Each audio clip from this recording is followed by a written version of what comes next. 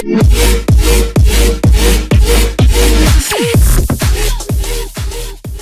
नीलंबरी Ayurvedic herbal औषधि home delivery available.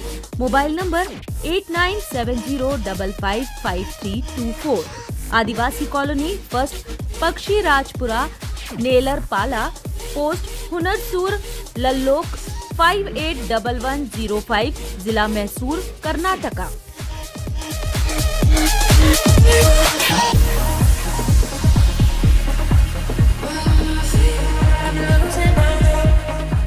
नमस्कार, स्वागत है आपका अक्षर दुनिया वेब चैनल में और मैं हूं आपके साथ शिप्रा। बुलेटिन की शुरुआत करते हैं कुछ खास खबरों के साथ। अधिकारी कर्मचारी संघर्ष मोर्चा द्वारा 15 दिसंबर को जोन 15 AHO द्वारा कर्मचारी संगठनों व शहीद भाइयों को गाली गलौज की गई थी। इस संबंध में महापौर व पुलिस कमिश्नर को पत्र के माध्यम से संगठन द्वारा सूचित किया गया था, पर आज दिनांक तक इस संबंध में कोई भी कार्यवाही न होने के कारण संगठन ने नाराजगी जताई है। AHO जोन क्रमांक 15 के माध्यम से जो गाली गलौज हुए थे उनका बहुत ही जमकर के सोशल मीडिया में भी काफ़ी वायरल हुआ था और उनको ध्यान में रखते हुए हमारे संयुक्त मोर्चे के माध्यम से हम लोगों ने तुरंत माननीय आयुक्त महोदय जी और इधर उधर के अध्यक्ष महोदय जी और महापौर जी को सबको हमने ज्ञापन भी दिया कि ऐसे AHO की हमें आवश्यकता नहीं है जो अपने अधीनस्थ कर्मचारियों को गाली बके। इनसे क्या होता है कि कर्मचारियों में एक दहशत सी फैली हुई है, डर समाया हुआ है, तो जिनको लेकर के हमने आयुक्त महोदय जी के समक्ष चर्चा किए थे 12 दिसंबर के हड़ताल के बाद। और उस दौरान में हमारे निगम के उच्च अधिकारी गण भी बैठे हुए थे, हमारे समस्त पदाधिकारी भी बैठे हुए थे और हमें आश्वस्त भी किया था माननीय आयुक्त महोदय जी ने कि हम इस पर संज्ञान लेंगे और कार्रवाई भी करेंगे, किंतु अब तक कार्रवाई नहीं होना एक संदेह की स्थिति पर निर्मित होता है।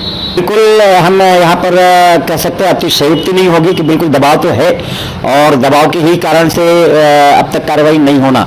अगर निगम प्रशासन चाहते तो उसी समय उसी दौरान उनको संबंधित जोन से हटा करके किसी अन्य जोन में भी तबादला कर सकते थे। ये तो हम नहीं कह सकते हैं, लेकिन कहीं कहीं से तो पॉलिटिकल दबाव तो होगा 100%, जिनके कारण से अब तक कोई कार्रवाई नहीं हो पाई।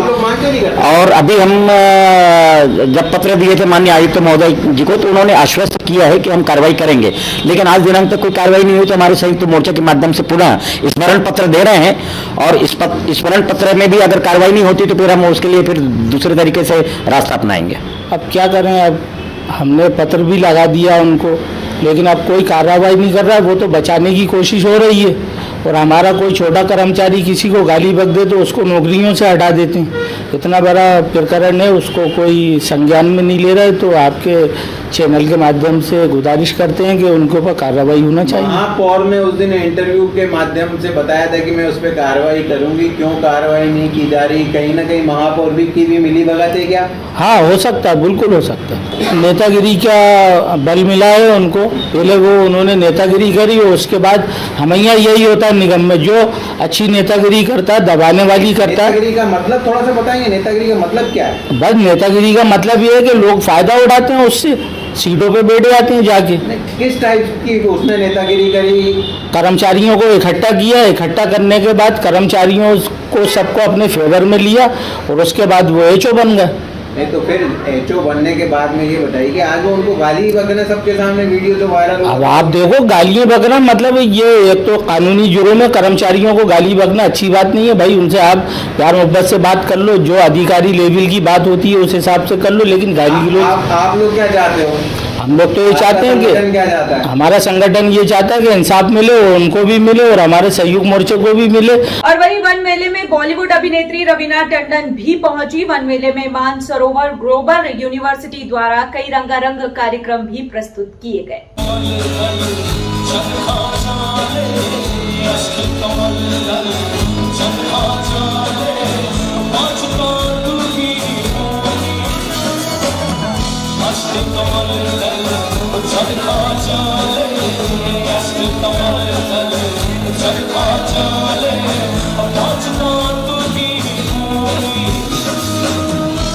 कौन सी पटना शुक्ला कल ही खत्म हुई है। लास्ट नाइट हमारी रैप पार्टी थी, बहुत बढ़िया फिल्म बनी है और आपको मजा आएगा, देखेंगे। आपको भोपाल की बहुत खूबसूरत जगह दिखेंगी। आप मध्य प्रदेश में आई हैं, आपको कैसा लग रहा है? जी, हम तो एक्चुअली एमपी के ही हैं, हमारे पिताजी हमारे दादा सब एमपी के ही हैं, तो सब जगह से बहुत ही फेमिलियरिटी है और एक घर जैसा लगता है हर बार रिश्ता एमपी के साथ। राजधानी के लाल परेड ग्राउंड में अंतर्राष्ट्रीय वन मेले का आयोजन चल रहा है, जिसमें 12 देशों के प्रतिनिधि और वैज्ञानिक हिस्सा लेने राजधानी में आए हैं। इसमें इंडोनेशिया और फिलीपींस ने भी पहली बार शिरकत की है।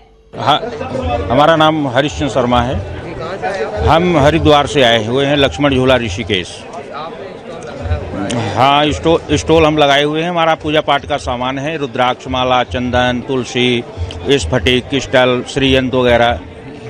जहाँ स्टॉलें लगती हैं, सरकारी प्रोग्राम हो या कथा भागवत हो, वहाँ हम लोगों का स्टॉल लगता है। हमारे सामान सब बेनिफिट के हैं। रुद्राक्ष है जो हार्ट प्रॉब्लम के लिए होता है, मानसिक शांति के लिए होता है, आकस्मिक दुर्घटना के लिए होता है।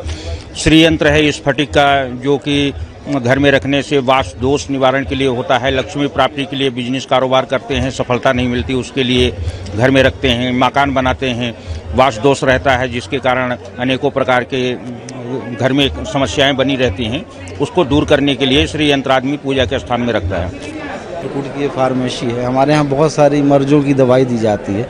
बहुत से असाध्य मर्ग हैं, जैसे आपका ये दमा सांस है, पथरी वगैरह है, शुगर, सभी के लिए है ये। तो हम ये पिछले कई सालों से आ रहे हैं यहाँ इस मेले में। हाँ, अच्छा रिस्पांस मिलता है हमको। आदमी हमारे पुराने कस्टमर आके मिलते हैं, हमसे लेते हैं, ये मांगते हैं। 20 साल हो गए हमको खुद इसको करते हुए। हाँ, वो फ़ोन हमारे क्या होता है, हमारे प्रति एक प्रोडक्टों पे कांटेक्ट नंबर पड़े हुए हैं। इससे आप फ़ोन करके आप अपने घर का एड्रेस देंगे तो घर पे आएगा ये। हाँ जी,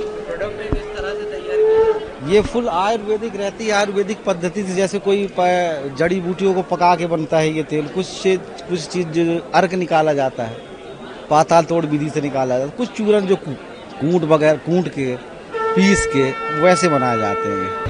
मैं इलाज तो कर ही रहा हूँ, साथ साथ समाज सेवा भी कर रहा हूँ। नारी परीक्षण करता हूँ और लोगों को उचित मार्गदर्शन देकर उनका इलाज कर रहा हूँ।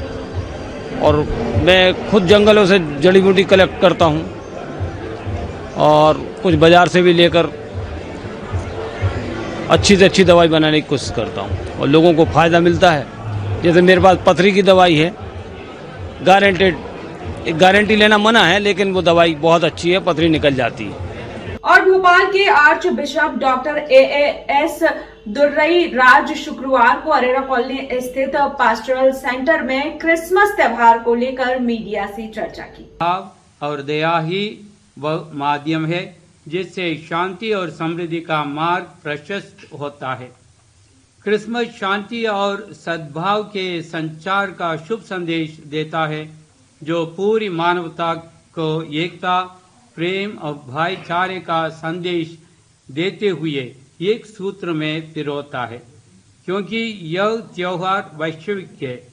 यह त्योहार आज केवल ईसाइयों तक ही सीमित नहीं रह गया है, अपितु इसकी खुशी और उल्लास हर धर्म, जाति और समुदाय में भी एक धर्मनिरपेक्ष परंपरा के रूप में दिखाई देती है। यीशु की शिक्षाएं बतलाती हैं कि जो व्यक्ति दुनिया के लोगों के बीच शांति और सद्भाव के लिए अपने धर्म, संस्कृति, पालन पोषण, राष्ट्रीयता आदि के बावजूद मानवीय गुणों को अपनाता है, वही सही मायने में ईश्वर का प्रतिनिधित्व करता है। जब हम प्रत्येक मनुष्य में ईश्वरीय उपस्थिति का अनुभव करेंगे, तभी सभी राष्ट्रों और समाजों के लोग यह अनुभव कर सकेंगे कि सारा ब्रह्मांड एक परिवार है। इस मतलब से मैं समझता हूँ G20 देशों का प्रमुख विषय है एक पृथ्वी, एक परिवार, एक भविष्य। हमें बेहद खुशी है कि हमारे प्रधानमंत्री श्री नरेंद्र मोदी जी G20 देशों का नेतृत्व कर रहे हैं। हम प्रार्थना करते हैं कि उनके नेतृत्व को सफल होने के लिए प्रभु का आशीर्वाद मिलता रहे। मध्य प्रदेश सरकार की दमनकारी नीतियों के विरोध में सहकार भारती ने मोर्चा खोल दिया है। साथ ही प्रदेश के सभी जिलों में राज्यपाल के नाम ज्ञापन दिया गया है और उग्र आंदोलन की चेतावनी भी दी गई है। हमारी पैक्स समितियां हैं जो ग्रामीण क्षेत्र में काम करती हैं, वो लगभग 5 वर्ष से ऊपर हो चुके हैं। और हमारी प्रदेश स्तर की संस्थाएं हैं, जैसे सबसे ज़्यादा चिर परिचित बैंक है वो है अपेक्स बैंक। अपेक्स बैंक में 2010 के बाद से चुनाव नहीं हुए, अर्थात 14 या 15 को उसका कार्यकाल था, तब से वहाँ पर प्रशासक बैठा है। आप तो ये देखेंगे कि प्रमुख सचिव भी अपेक्स बैंक का प्रशासक होता है, रजिस्ट्रार भी अपेक्स बैंक का प्रशासक होता है। और प्रशासक नियुक्त करने का अधिनियम में क्या व्यवस्था है कि रजिस्ट्रार प्रशासक को नियुक्त करेगा, लेकिन मजे की बात है कि रजिस्ट्रार खुद के आदेश से खुद को ही प्रशासक नियुक्त कर लेता है। ऐसे इतनी घोर नादरशाही, घोर बेईमानी, मतलब मैं तो इतिहास में हम लोग 20 साल से 25 साल से काम कर रहे हैं, लेकिन कोऑपरेटिव सेक्टर एक बहुत बड़ा सेक्टर है जो हमारे ध्यान में नहीं आता, लेकिन ये समाज को उठाने के लिए एक बहुत महत्वपूर्ण सेक्टर है जिस पर हम ध्यान नहीं करते, जबकि सब दूर से सहकारी क्षेत्र व्याप्त है। और फिलहाल के बुलेटिन में इतना ही। आप बने रहिए अक्षर दुनिया वेब चैनल के साथ। अभी के लिए मुझे दीजिए इजाजत। नमस्कार।